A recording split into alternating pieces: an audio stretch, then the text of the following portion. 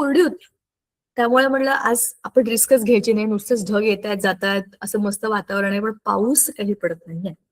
म्हणलं आज let us not take the risk, म्हणून जाऊन आम्ही भरपूर पाणी घालून झाडांना आणि मग भरपूर पाऊस पडला, थांबलाय पण जरा बरं वाटतं, जरा गारवा आलाय. बाकी तुमचं काय विशेष चाललंय? आपण 1 आठवड्यानंतर भेटतोय. Yes ma'am. सांगा सांगा या आठवड्याभरामध्ये काय नवीन झालं शाळेमध्ये?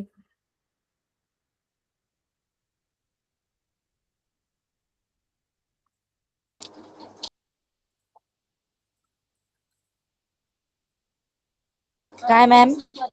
या आठवड्याभरामध्ये काय नवीन झालं तुमच्या शाळेमध्ये असं विचारते.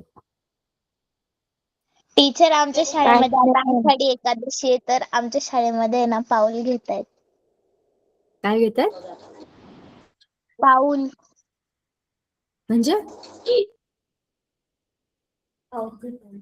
दिंडीमध्ये वारकरी कसे जातात ना, अच्छा अच्छा अच्छा, दिंडीला वारी. अच्छा अच्छा, वारी घेणार आहे तुमच्या शाळेमध्ये त्या दिवशी? त्या दिवशी सुट्टी नाही का तुम्हाला? नाही टीचर, आषाढी एकादशीच्या 1 दिवस अगोदरच होतं ते. Okay okay. इकडच्या सगळ्या शाळांमध्ये, पुण्यातल्या सगळ्या शाळांमध्ये या मागच्या शनिवारी दिंडी निघाली, म्हणजे ती वारी निघाली. कारण पुण्यामधनं जातेच ना वारी. आमच्या तर गावावरनं जाते, म्हणजे सगळे वारकरी आमच्या गावावरनं आणि माझ्या घरामधनं तो असा घाट चढताना दिसतात, दिवे घाट. त्याच्यामुळे त्याचा सगळा तो रस्ता पिवळा पिवळा असतो त्या दिवशी, असा खिडकीतनं बघायला मिळतं आम्हाला. आणि आम्ही वारीत जातो दरवर्षी, आम्ही चालतो थोडं थोडं असेल, थोडं थोडं का असे ना, जेवढं जमेल तेवढं. तर पुण्यातल्या सगळ्या शाळांमध्ये ज्या शनिवारी किंवा ज्या आठवड्यामध्ये ही समजा मंगळवार गुरुवार ह्या एरियामधनं गेली पंढरपूरची वारी, तर मग त्या शनिवारी सगळ्या शाळांमध्ये ही वारी निघते. तर मागच्या शनिवारी इथल्या सगळ्या शाळांमध्ये ती गेली होती.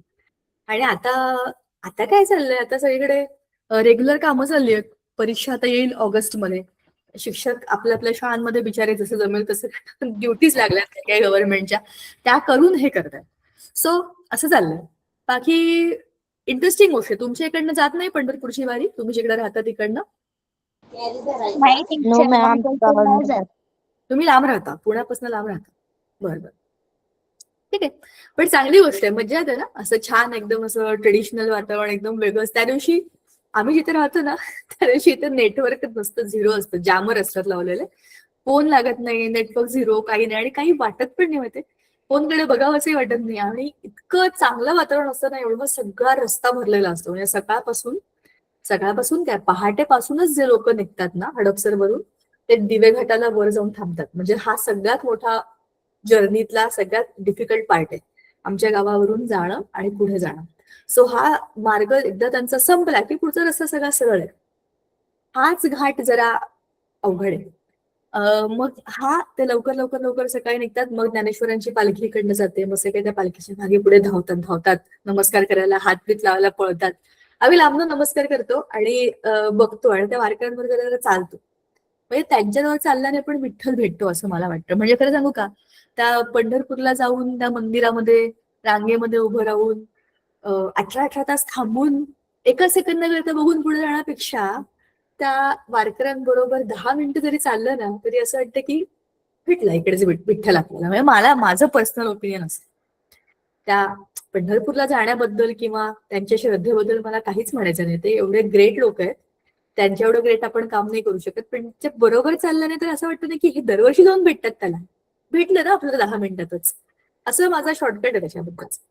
पण मला आवडतं, छान वाटतं, एकदम वेगळं असतं ते, वेगळा अनुभव. आणि त्या दिवशी ना इथे गावामध्ये आमच्या वातावरणात तसं असतं ना, म्हणजे खूप साऱ्या वारकऱ्यांना इकडे गावामध्ये थांबवतात. म्हणजे निवासाची सोय असते शाळाबिळांमध्ये किंवा मग जेवणाची अन्नदानाची सोय असते, असं सगळं वेगळं वातावरण असतं त्यांनी. त्यामुळे मला ते फार आवडतं. मला आवडतात अशा गोष्टी की एकदम सोशल गॅदरिंग आहे ना ते, आणि त्याच्यामध्ये असं काही निमित्त नाहीये की ह्याच्या करता त्याच्या, असं नाहीये. छानच आहे ते. चला, आता हे सगळं होता होता मी तुम्हाला आठवण करून देते की आपल्याला काय करायचं होतं. तर मागच्या वेळेला आपण काय केलंय हे तुम्ही जरा आधी मला सांगा, मग मी तुम्हाला पुढचं सांगते की आजचा माझा प्लॅन. मॅम, आपला सेकंड चॅप्टर ना कम्प्लीट झाला होता आणि आपण पहिल्या पार्टचा व्हिडिओ बघितला होता. तुम्ही एक छोटा व्हिडिओ तयार केलेला होता, तो बघितला होता. येस, मग आता मला तुम्हाला त्या धड्याचे क्वेश्चन आन्सर्स घ्यायचे. आज आपण त्याचे एक्सरसाइज कम्प्लीट करायचे. पण मला असं वाटतंय की एकदा तुम्ही त्यातले मला मुद्दे सांगा. मी एक व्हिडिओ परत तो व्हिडिओ तुम्हाला दाखवू शकते. तो तुमच्यासाठीच बनवला आहे, काही नाहीये. तो रिव्हिजनचाच व्हिडिओ आहे. त्याच्यासाठीच तो बनवलाय की सगळा लेसन त्याच्यामध्ये येतो आणि तो फटाकन रिवाईज होतो. मग मी तुम्हाला माइंड मॅप पण दाखवेल. मग तो माइंड मॅप आपला झाला की मग आपण क्वेश्चन आन्सर्सकडे जाऊया. असं झालं की आपला धडा अख्खा पूर्ण होतो की नाही. मला तरी असं वाटतं की we will be doing this in a better way. म्हणजे एका फटक्यात सगळं होऊन जाईल. काय वाटतं तुम्हाला? तुम्हाला काय काय आठवतंय धड्यातलं एकदम असं की वाव हे भारी होतं असं सांगा. मग मी व्हिडिओ लावते. मॅम पिरियडिक टेबलचं. धड्याचंच नाव आहे पिरियडिक टेबल, बरोबर. मग त्यातलं सगळ्यात इंटरेस्टिंग काय वाटलं सांगा.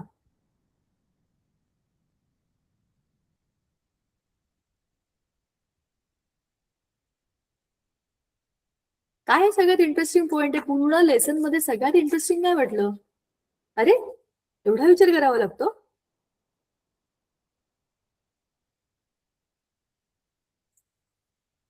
काहीच नाही वाटलं? मॅम ते पहिले सांगितलं होतं ना आर्ट्स एलिमेंटचं. First element art. Yes ma'am, तो मला आवडला. ओके, एकदम वेगळा विचार आहे ना, इंटरेस्टिंग विचार आहे. बरं, शाबाश. अजून कोणाला काय वेगळं असं वाव काय भारी आहे धड्यात असं काय वाटलं?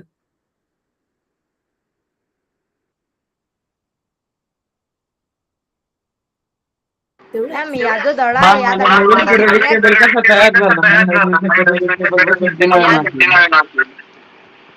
मॅम या जो धडा आहे या धड्यात शिकण्यात थोडी वेगळीच मजा आली ती. हा, असं माझं मत आहे. थँक्यू. पण कशी? मॅम माझी स्क्रीन काम देत नाहीये. मी स्क्रीन अजून काही शेअर केलं. बरं, जर बोलून झालं असेल तर मिस व्हिडिओ. मॅम मी कट करून परत जॉईन करतो 2 मिनिटं. चालेल. मॅम ते पिरियडिक टेबलचे ना एलिमेंट पाहायला खूप मजा आली होती मला. हा, ते असं सगळं टेबल वेबल एकदम भारी वाटतं ना ते. गुड. Yes, ma'am. पिरियडिक टेबलचं तुम्ही प्रिंट काढून लावू शकता. असा ऑनलाईन पण मिळतो. तुम्ही तुमचा पण बनवू शकता. असा मस्त पिरियडिक टेबल बनवा आणि तुमच्या रूम मध्ये लावून ठेवा. मॅम शॉपवर पण मॅम भेटतो. तसंच केलेलं आहे, लावून ठेवलेलं आहे. शॉप मध्ये मिळतो, बरोबर. ऑनलाईन मिळतो, शॉप मॅम मध्ये मी मिळतो, लावून ठेवलेला आहे, पुस्तकांच्या प्रिंट दुकानामध्ये मिळेल. काढून. स्वतः पण काढू शकता, बरोबर आहे. स्वतः काढून लावणं जास्त चांगलं आहे. स्वतः आपण त्या हाताने त्यांची नावं लिहितो. चला व्हिडिओ शेअर करू. Let me share the video. म्हणजे मला क्वेश्चन आन्सर्स घ्यायचे, सो मला परत त्याचे सगळे मुद्दे बरे पडतील तुम्हाला दाखवलेले. मित्रांनो, आजच्या या विशेष माहिती सत्रात तुमच्या सगळ्यांचं खूप खूप स्वागत आहे.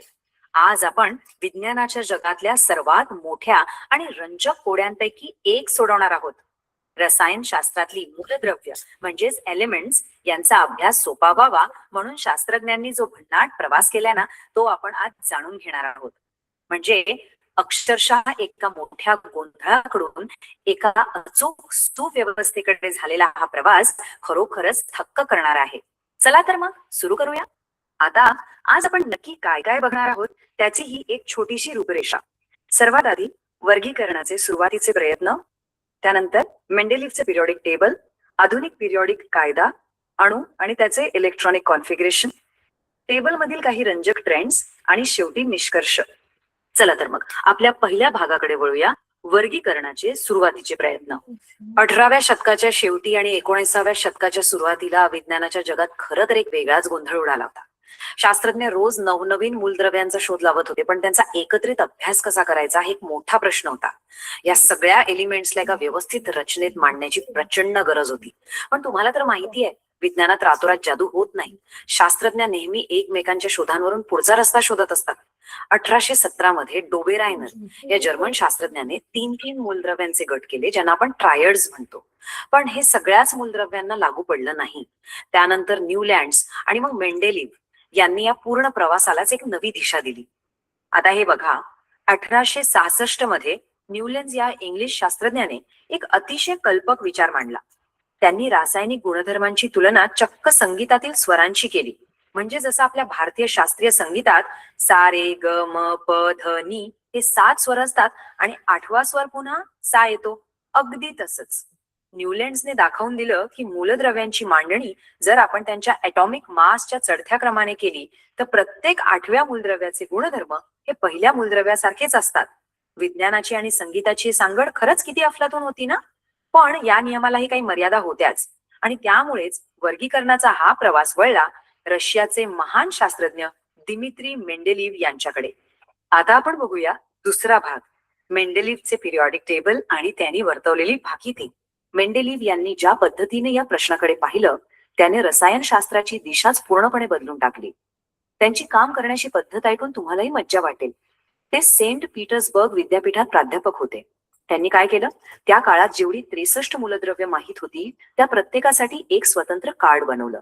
त्यावर त्याचं ॲटॉमिक मास आणि त्याचे रासायनिक गुणधर्म लिहिले आणि जणू काही ते पत्त्यांचा सॉलिटेअर गेम खेळत आहेत अशा प्रकारे त्यांनी ती कार्ड्स टेबलवर वारंवार लावून पाहिली. आणि हे त्यांनी तोपर्यंत केलं जोपर्यंत ॲटॉमिक मासच्या आधारावर त्यांना एक स्पष्ट पॅटर्न, एक आकृतीबंध समोर दिसला नाही. आणि हे उदाहरण बघा, यावरून स्पष्ट होतं की मेंडेलीव किती द्रष्टेशास्त्रज्ञ होते.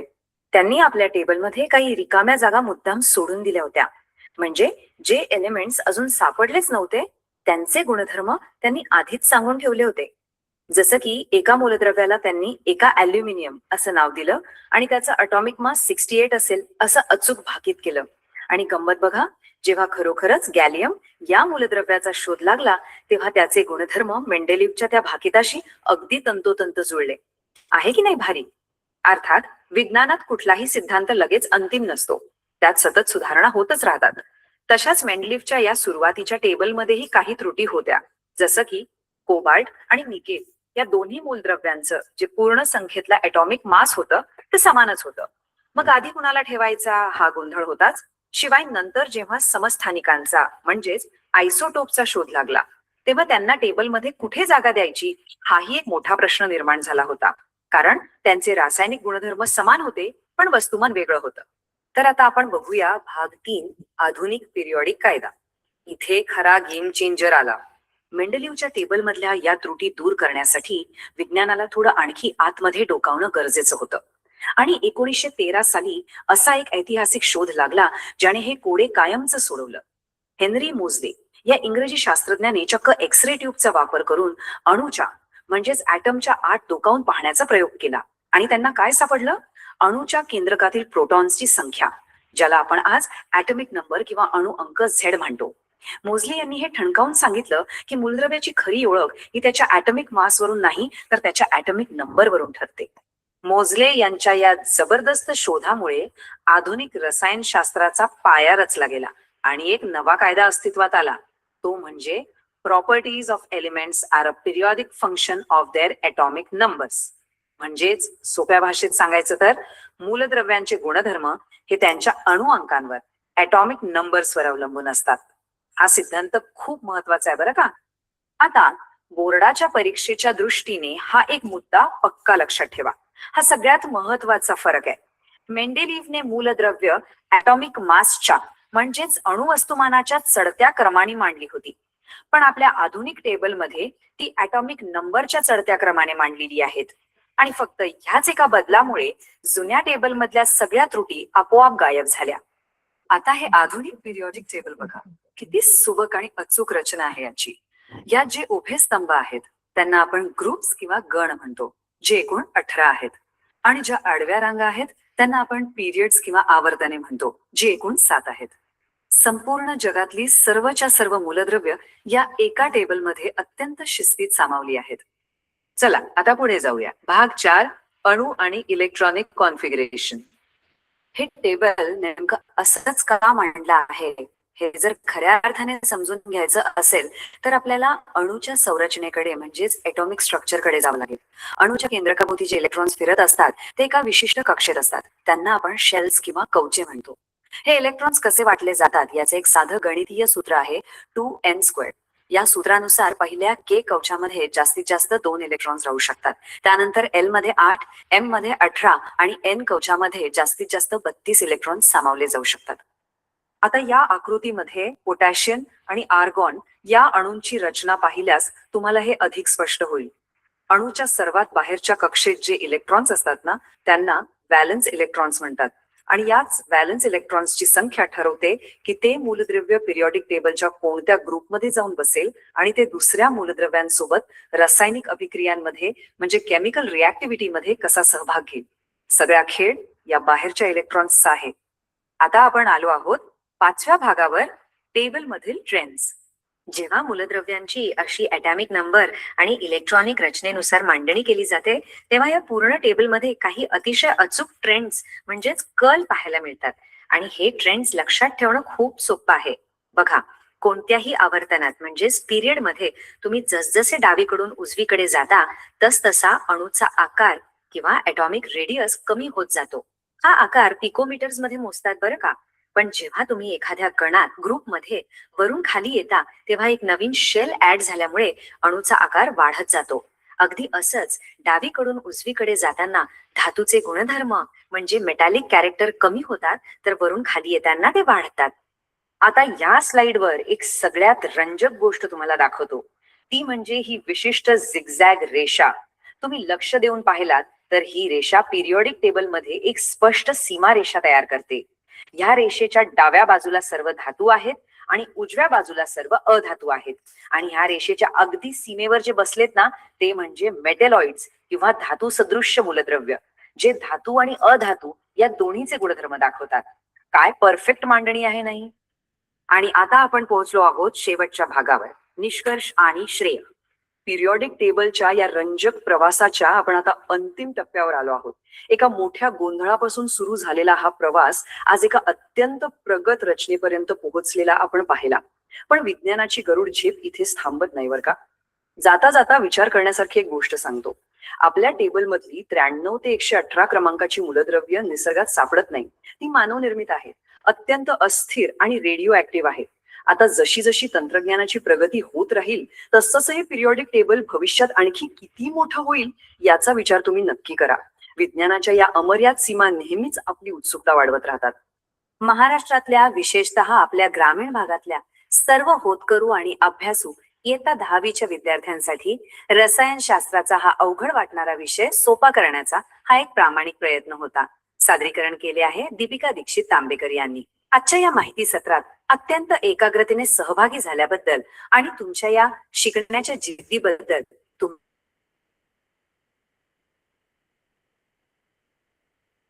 सर्वांचे मनपूर्वक आभार. असाच अभ्यास करत राहा आणि विज्ञानाची दुनिया अशीच एक्सप्लोर करा. धन्यवाद. धन्यवाद. चला, तर पुन्हा एकदा आपण आपला व्हिडिओ व्यवस्थित बघितला, आपलं रिव्हिजन झालं, सगळे मुद्दे आपण त्याच्यामध्ये डिस्कस केलेले आले. आणि आता आपण आपल्या धड्याच्या क्वेश्चन आन्सर्स कडे जाऊया. ठीक आहे. तर मी आता क्वेश्चन आन्सर्सचा जो माझ्याकडे पेपर आहे तो शेअर करते तुम्हाला. एक मिनिट, माझा कॅमेरा बंदच आहे. ठीक आहे, पण नेटवर्क प्रॉब्लेममुळे ना मी तो बंद ठेवलेला आहे. पण माझा आवाजही आला नाही तर मला सांगा. ठीक आहे, म्हणजे असं होऊ शकतं. चला, पिरियॉडिक क्लासिफिकेशन ऑफ एलिमेंट्स या धड्यामध्ये आपण धड्याचे प्रश्न उत्तर ह्या सगळ्या डिस्कशनकडे आता वळतोय. पहिला प्रश्न आहे, आपली इंग्लिश मिडियमची बॅच असल्यामुळे let's start the question answers. आपण एक एक करून हे सोडवूया. The modern periodic table is arranged according to the dash of elements. Atomic number. Atomic number. बरोबर आहे, ॲटॉमिक नंबर. बरोबर. म्हणजेच काय, एखाद्या टेबलमध्ये ऍटम्स जे मॉडर्न पिरियॉडिक टेबल मध्ये जे काही ऍटम्स म्हणजे एलिमेंट्स जे काही लावलेले आहेत they are according to their atomic number. मग मेंडेलिव्हच्या पिरियॉडिक टेबल मध्ये काय होतं सांगा. खालचं नुसतं वाचू नका, मी तुम्हाला त्याच्यावर प्रश्न पण विचारणार आहे, त्याची पण उत्तर तुम्हाला द्यायला लागतील. Modern periodic table is based on the concept of atomic number. मग मेंडेलिव्हस पिरियॉडिक टेबलची कन्सेप्ट काय?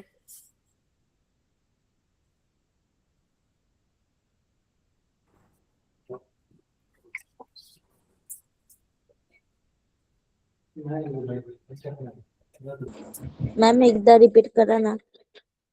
मेंडेलिव्हच्या पिरियॉडिक टेबलची कन्सेप्ट काय आहे?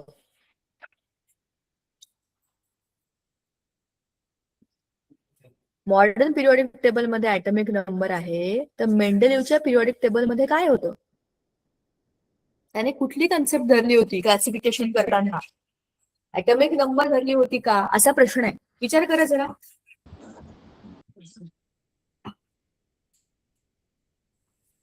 आता बघितलं ना व्हिडिओमध्ये, ऍटॉमिक येस मॅम. नंबरच्या आधी काय होतं? ऍटॉमिक नंबरच्या आधी काय होतं? Atomic mass.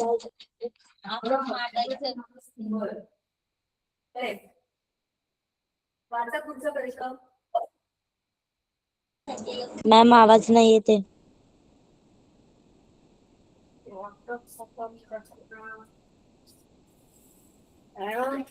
प्रश्न वाचा.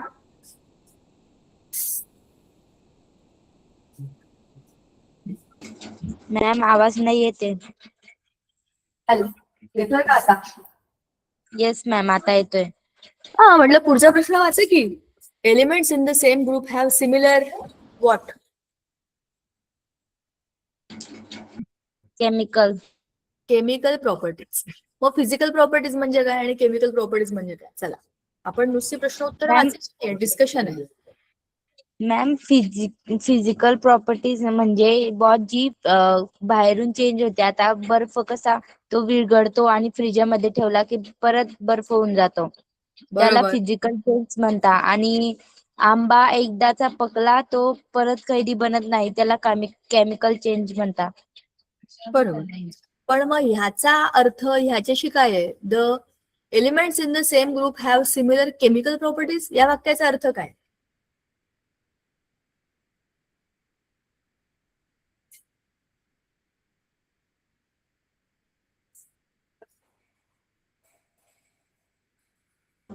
मॅम नाही माहिती. अरे असं काय करताय? हे बघा, मेंडेलिव्हने पण त्याच्या पिरियॉडिक टेबलमध्ये वरती केमिकल फॉर्म्युले लिहून ठेवले होते नाही का? ऑक्सिजन आणि हायड्रोजन बरोबरचे केमिकल फॉर्म्युले. समजा 4th ग्रुप आहे आपला, म्हणजे 14th ग्रुप आहे, तर त्या ग्रुपमध्ये हायड्रोजन बरोबरचा काय असेल? RH4 असा फॉर्म्युला आहे बघा पुस्तकामध्ये. तर ते काय आहे? त्याचं केमिकल नेचर आहे. त्या पूर्ण ग्रुपमध्ये पूर्णच्या पूर्ण त्या वर्टिकल आहे बघा. तुम्हाला आता मी आता इथे कसं ड्रॉ करू द्या. इन्सर्ट पेन होतं का याच्यामध्ये?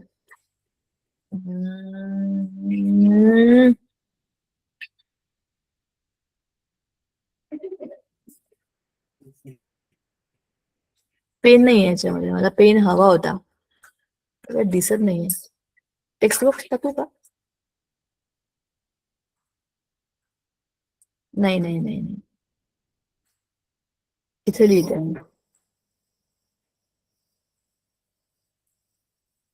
आता मला पाहिजे आहे,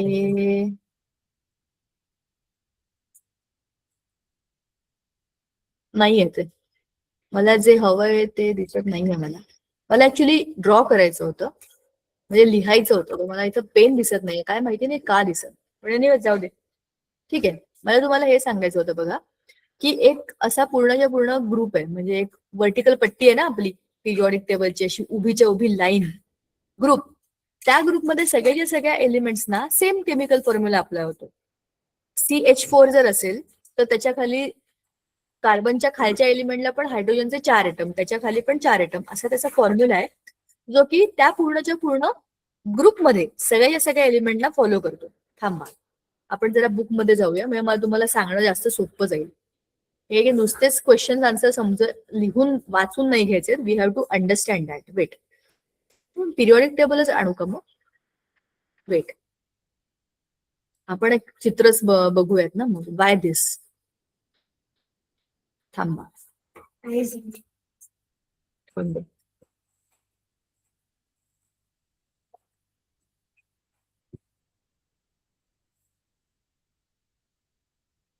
म्हणजे मला जे सांगायचंय ना, ते मला समोर काहीतरी पाहिजे, ते तुम्हाला सांगणं मला जास्त सोपं जाईल. मग मोठा पाहिजे, मोठा. तो बहुत ही छोटा है.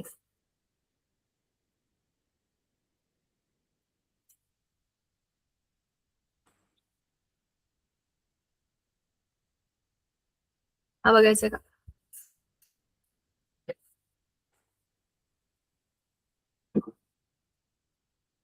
हा, आता बघा.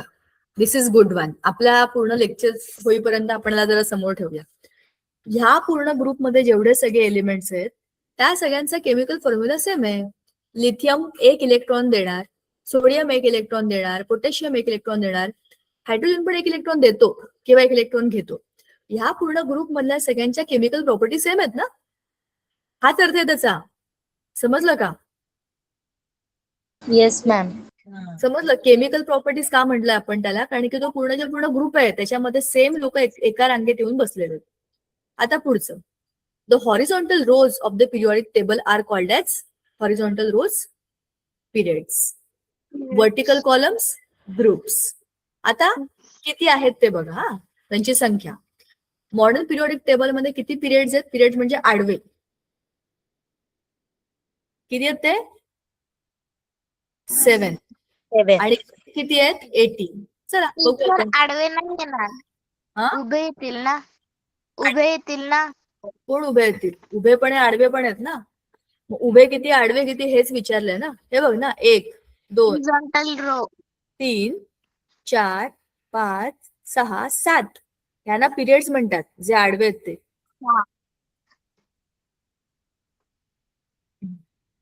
हे सगळे आडवे जे आहेत ते पिरियड्स आहेत आणि जे उभे आहेत ते ग्रुप्स आहेत. हे 7 झाले. 1 2 3 4 5 6 7. आता उभे किती आहेत बघा. 1 2 3 4 5 6 7 8 9 10 11 12 13 14 15 16 17 18 झाले की नाही? 18. उभे किती येस झाले? मॅम. 18. आडवे किती झाले? 18. 7. बरोबर. 18 ग्रुप्स, 7 पिरियड्स. करेक्ट आहे. पिरियड्स म्हणजे आडवे, ग्रुप्स म्हणजे उभे. बरोबर. आता valency depends upon the number of which electrons? Valence electrons. बरोबर. आपण ते स्ट्रक्चर काढलं होतं. कोणाचं स्ट्रक्चर काढलं होतं? ऍटमचं.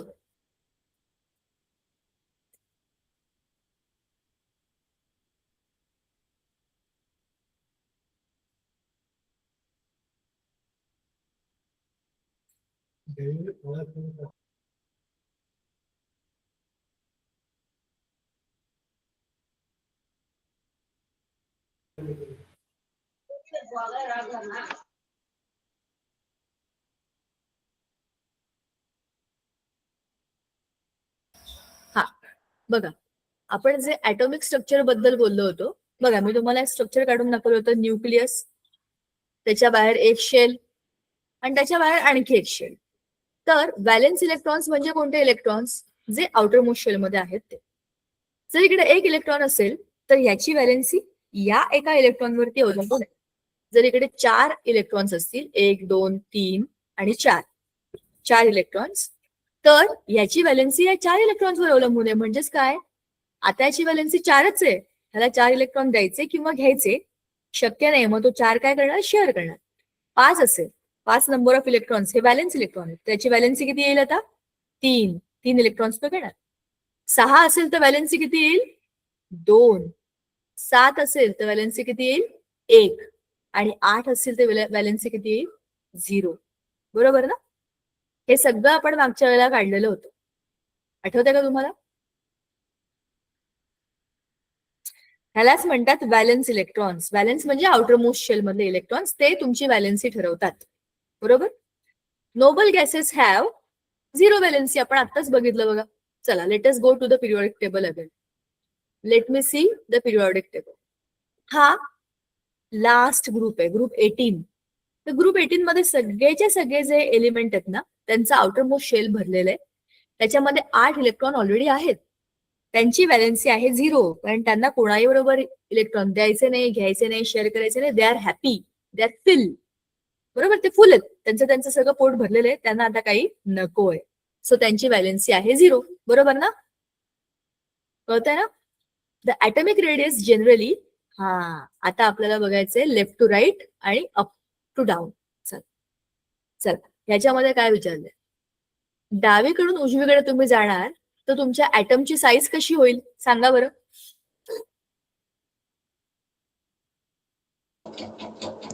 मोठी. मोठी होईल. आता व्हिडिओ मध्ये काय बघितलं वेड्यांनो, उलटं पुलटं सांगू नका. डावीकडून उजवीकडे तुम्ही एकाच पिरियड मध्ये जाताय, तुमचा ऍटम मोठा होईल का?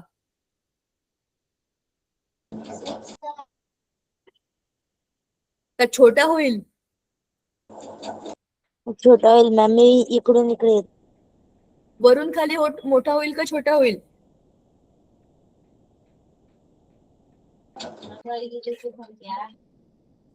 बरं ऐका, तुमचं कन्फ्युजन मी परत क्लिअर करते.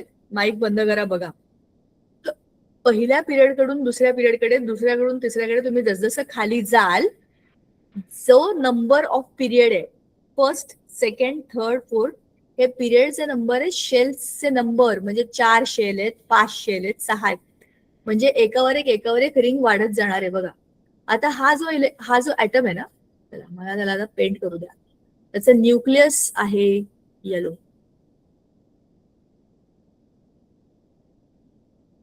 हे न्यूक्लियस आहे त्याचं, पण त्याच्या बाहेर शेल किती आहेत बघा. ही आहे 1 आणि 2. मग हा कोणत्या ग्रुपमध्ये कोणत्या पिरियड मध्ये असेल? हा सेकंड पिरियड मध्ये असेल. समजा याच्या आजूबाजूला आता मी आणखीन शेल काढल्या. थर्ड शेल कोणत्या पिरियड मध्ये असेल?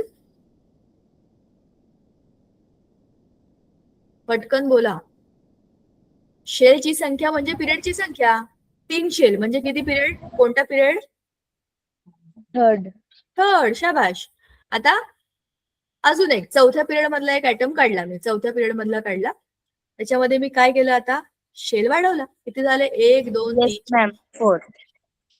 पाचवा पिरियड मधला एक ऍटम बघा. तुम्हीच मला सांगा, पहिला पिरियड, दुसरा पिरियड, तिसरा पिरियड. आता मी 5व्या पिरियड मधला एक ऍटम काढलाय. त्याची साईज बघा आणि मला सांगा काय होते.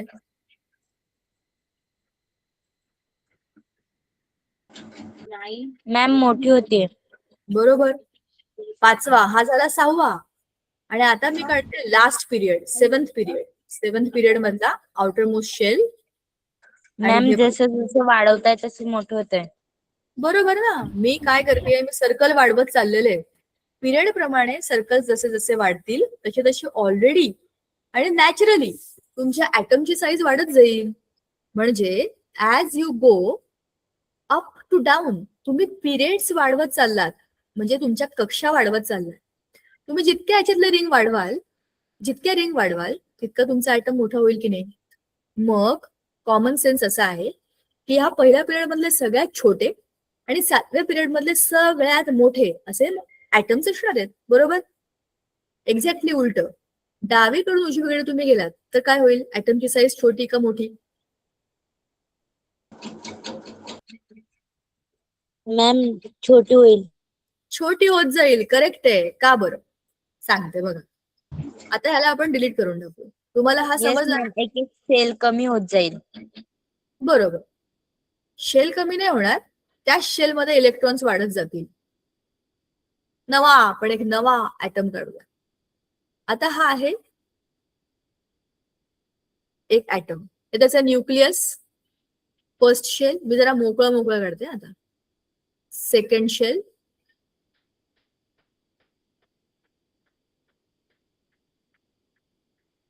आणि थर्ड शेल.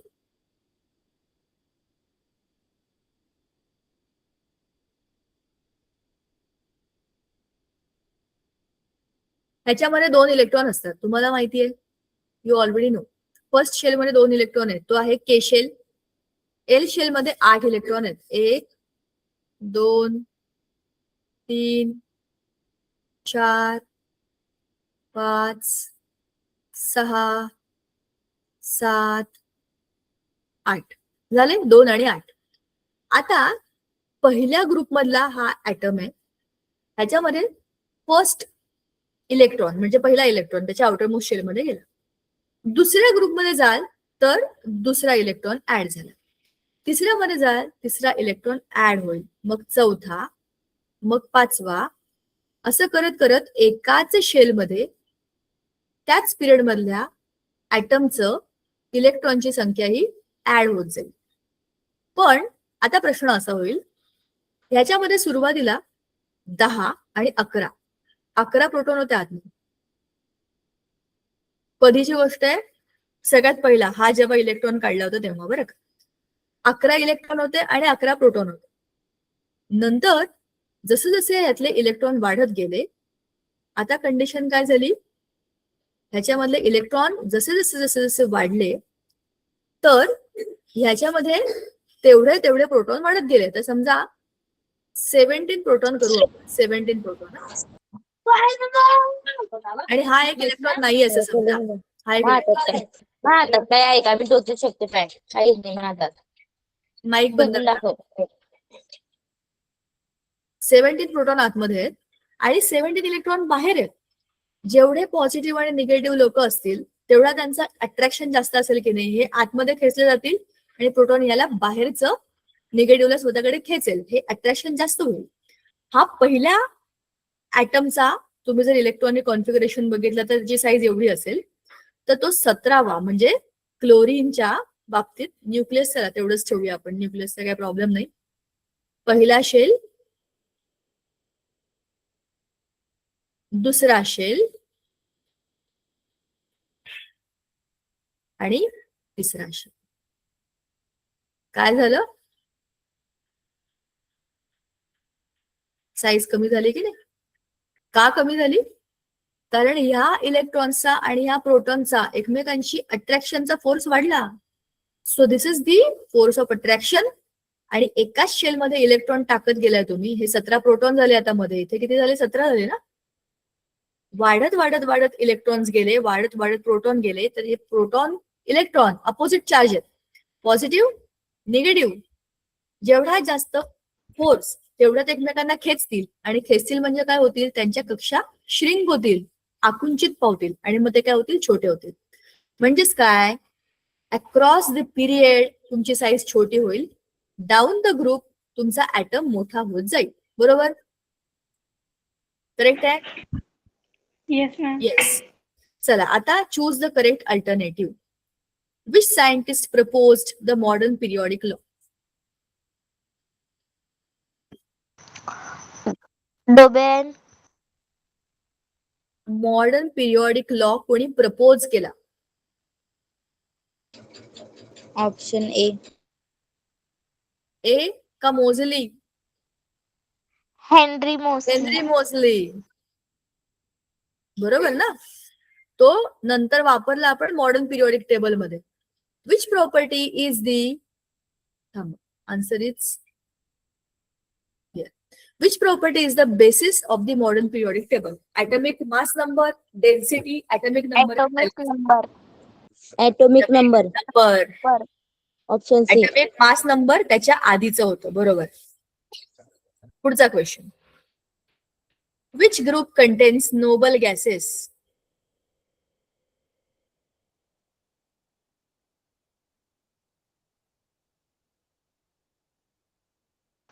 Noble 17. gases. 17. आपण आताच बघितलंय. No ma'am, 18. 18. विचार करून उत्तर देत जा. कळलं नाही? आपण पिरियडिक टेबल बघू. 17वा सगळ्यात डेंजरस ग्रुप आहे हॅलोजन. 18वा हाय. तर हा नोबल गॅसेस सगळे.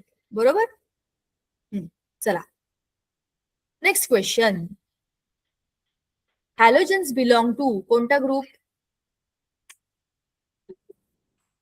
17. बरोबर. 17. मी आता सांगितलं होतं सगळ्यात डेंजरस ग्रुप आहे 17 हॅलोजन्स. Yes ma'am. चला next question. Which element has the smallest atomic radius? अरे मी तर आन्सर सांगून टाकलं तुम्हाला. Chlorine. क्लोरीन. दिसतच आहे इकडे. क्लोरीन. Smallest atomic radius. छोटा आहे ना तो. बघा कसा काय पिरियडिक टेबल बघा. ह्या पूर्ण पिरियड मधला सगळ्यात शेवटचा आहे हा. सोडियम मोठा, हा छोटा, हा लहान लहान लहान करत करत करत अल्युमिनियम पासून परत छोटे छोटे होत जातील. सगळ्यात छोटा क्लोरीन. बरोबर ना. म्हणजे सगळ्यात छोटा कोण आलाय? क्लोरीन आलाय. सोडियम, मॅग्नेशियम, अल्युमिनियम त्याच रांगेत आहेत. बरोबर आहे की नाही बघा. सोडियम, मॅग्नेशियम, अल्युमिनियम ह्यांची साईज कमी कमी होत जाईल. अल्युमिनियम सोडियम पेक्षा छोटा आहे, पण सगळ्यात छोटा तर क्लोरीन आहे. कारण across the period size decreases. आणि हा दिस इज थर्ड पिरियड. करेक्ट आहे ना? पुढे चल. Next question. Match the pairs. हे तुम्ही आता मॅच करायचं.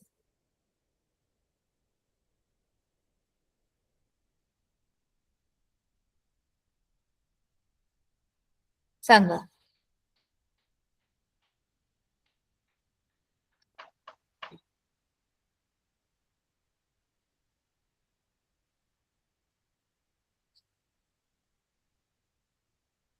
मॅच करा आणि सांगा. डोबेराइन ट्रीट्स. मग हे बरोबर आहे का? हो टीचर. न्यूलँडचं बरोबर आहे का बघा. टीचर बरोबर आहे. न्यूलँड लॉ ऑफ बरोबर. ऑक्टेव.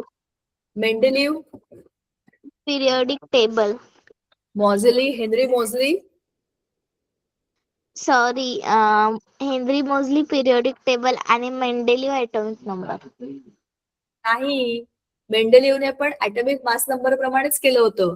त्याने स्वतःचं पिरियोडिक टेबल बनवलं होतं, पहिलं पिरियोडिक टेबल, म्हणून मेंडेलिव्ह पिरियोडिक टेबल. मोझलीने सांगितलं होतं की atomic number is the fundamental property. व्हिडिओमध्ये पण सांगितलं नाही का, त्याने ठासून सांगितले बघा, म्हटलं होतं. तो हेनरी मोझली, त्याने एक्सरेचा एक्सपेरिमेंट केला होता ना, तेव्हा त्याने सांगितलं की ऍटॉमिक नंबर इम्पॉर्टंट आहे. आणि नोबल गॅसेस ग्रुप 18 हे ऑलरेडी सॉल्व्ह केलेले तुमच्याकरता. मी कन्फ्युज करत होते तुम्हाला की सोडवा म्हणून. It is already solved. Noble gases हा ग्रुप 18च आहे. चला पुढचं. True or false. Mendeleev arranged elements according to the atomic mass numbers. माझं वाक्य ऐका. Mendeleev arranged elements according to atomic mass number.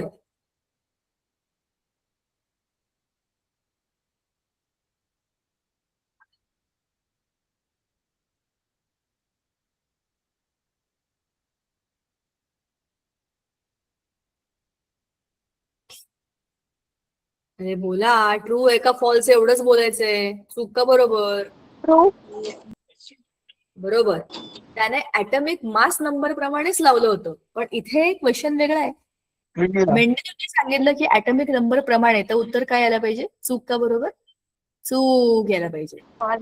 हे फॉल्स आहे, पण मी सांगितलेलं ट्रू होतं. Elements of the same group have similar properties. True or false? विचार करून बोला. एक ग्रुप म्हणजे उभाच्या उभा तो ग्रुप आहे सगळा. ट्रू. एका True, ग्रुप ma'am. मधल्या सगळ्यांच्या केमिकल प्रॉपर्टीज सेमच असतात. आता पुढे. Atomic size increases across the period. Period मध्ये डावीकडून उजवीकडे ऍटमची साईज वाढते. नाही मॅम, बरोबर. फॉल्स. कमी होते. शाबाश. Valency of group 17 elements is 1. False. False आहे. मग किती व्हॅलेन्सी आहे? नाही मॅम, ट्रू आहे टीचर. ट्रू आहे मॅम. ट्रू आहे. 17 इलेक्ट्रॉन म्हणजे 287 हे इलेक्ट्रॉनिक कॉन्फिगरेशन. 7 इलेक्ट्रॉन आहे म्हणजे एकाची कमी आहे. म्हणजेच काय? त्याची व्हॅलेन्सी आहे 1. This is true. Noble gases are chemically inactive.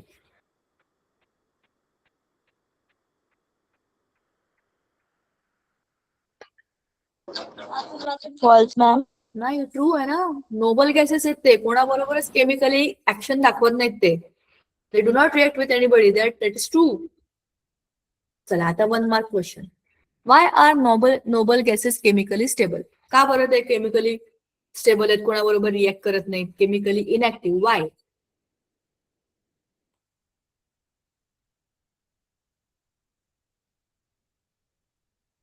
मगाशी चित्रामध्ये त्याचं उत्तर होतं, मी जे ड्रॉ केलं होतं. कोण केमिकल रिएक्शन दाखवत नाही? 18 ग्रुप. नोबल गॅसेस म्हणजे 18 ग्रुप. 18 ग्रुपचं इलेक्ट्रॉनिक कॉन्फिगरेशन काय असेल सांगा?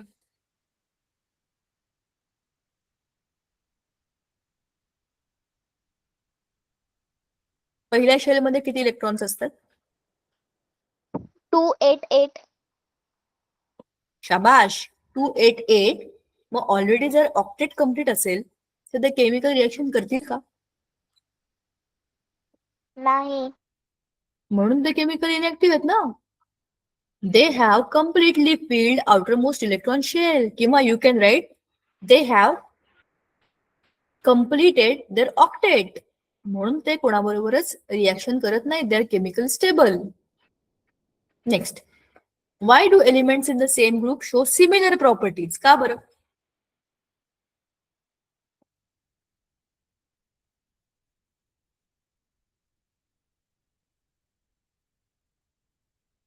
काय स्पेशल असतं एका ग्रुप मधल्या सगळ्या एलिमेंट्स मध्ये? काय सेम असतं?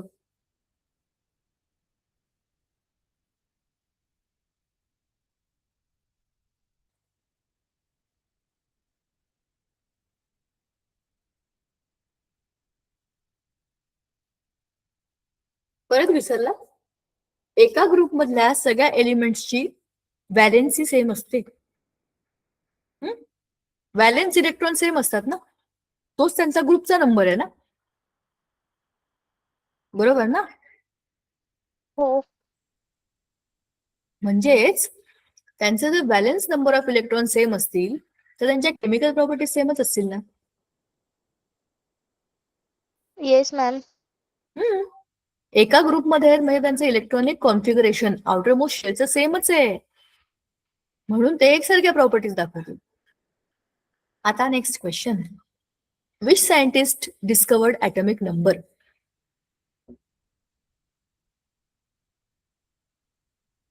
Henry mostly. Correct. Henry Moseley. He did the experiment of X-ray tubes. What is a period? काय असतं पिरियड म्हणजे? मॅम आडव्या रेषा राहता पिरियोडिक टेबल मध्ये, त्याला पिरियड म्हणतात. बरोबर, द हॉरिझॉन्टल कॉलम्स किंवा horizontal rows. What is a group? Modern periodic table Ma'am, contains there is seven a- horizontal rows are called period.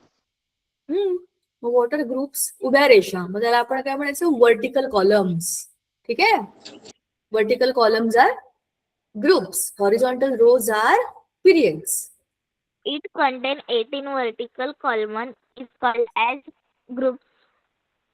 बरोबर, 18 ग्रुप आणि 7 पिरियड्स. हा जो पार्ट आहे शॉर्ट आन्सर क्वेश्चन्स, हे किती आहेत आपण बघूया आता. हा, हे पूर्ण होणार नाही, आपले एक्सरसाइज आज संपणार नाहीये. This we will do next time also. Short answer questions बरेच आहेत आपल्याकडे, आणि मग आपल्याकडे डिस्क्रिप्टिव्ह क्वेश्चन्स पण आहेत.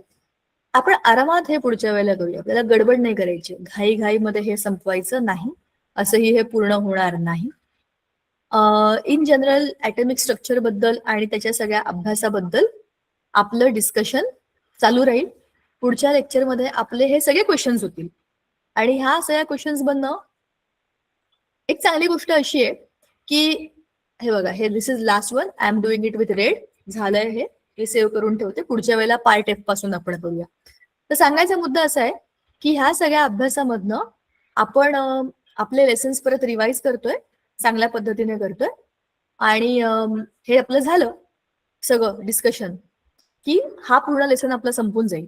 पुढच्या वेळेला असाच ह्याच पॅटर्नने आपण पुढच्या लेसनचं पण रिव्हिजन घेऊ. So that will help us to complete the अभ्यास इन अ सोपी पद्धत. चला पुढच्या वेळेला भेटूया आणि हा वेळा कम्प्लीट करूया. जमलं तर पुढच्या लेसनचा व्हिडिओ किंवा एक्सरसाइज जे होईल ते आपण सॉल्व्ह करूया. ठीक आहे, चलो bye bye. Bye ma'am, good night, thank you.